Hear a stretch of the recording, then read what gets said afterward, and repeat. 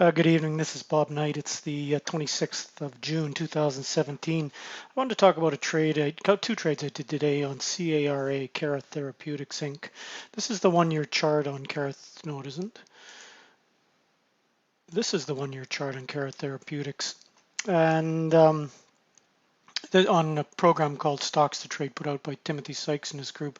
It's a really great program. I really like it. It's got a lot of good features. Anyways, the stock, 32.5 million shares in the issued, 31 million in the float. It's got a 266 million market cap, so it's pretty big. It's a big trader, 1.9 million average per day, but today 5.4 million. That corresponds with the big move it made today. Now, I've been trading the stock quite a bit, and the last time I wrote about it was for a break over this area, the 2090, $21, and it did. It had a very nice push and traded it successfully. And so the new level I was watching for was above this candle here, which was 23.55. And so I'm looking to go along the stock over 23.55. I normally trade using a 2-day chart, 5-minute time period. And on the chart, I have the 15 EMA, exponential moving average, and the 5 EMA, 5 exponential moving average. And then I've drawn this trend line in, which I'll get to in a minute. So what I'm looking for is to trade this stock over 23.55 in this area here. And in the morning it opens, it does have a couple of these spikes up, not looking too strong, and I'm always a bit reluctant to trade the stock first thing in the morning because sometimes it has these pops and then it just comes back very, very strong. Anyways, but I'm looking to buy the first pullback because I missed this trade here. And so I'm looking to buy the first pullback. Actually, what I'm looking for is to buy the first green candle to make a new high. So it makes this pullback and you get this green candle.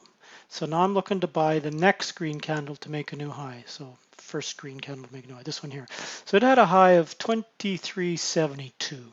So I'm looking to go long over that. And when it goes above that, I do get long.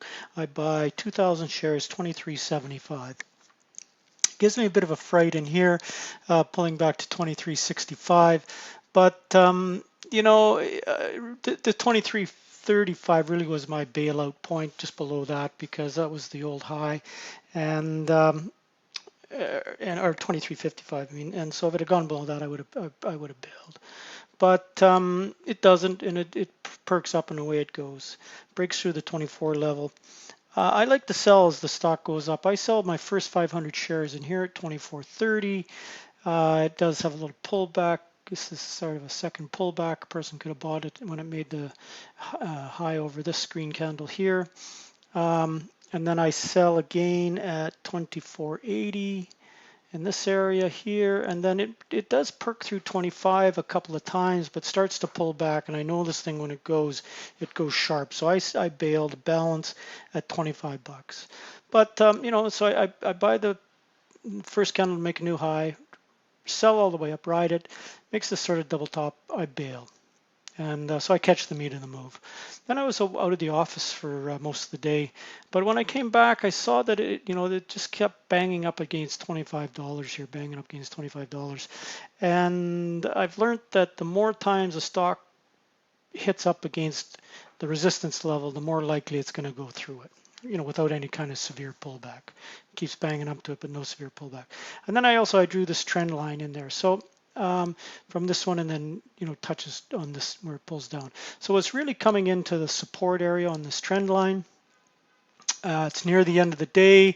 I'm betting that got everybody shorting the shit out of this thing at 25. Just every time it tries to poke its head up, they're whacking it.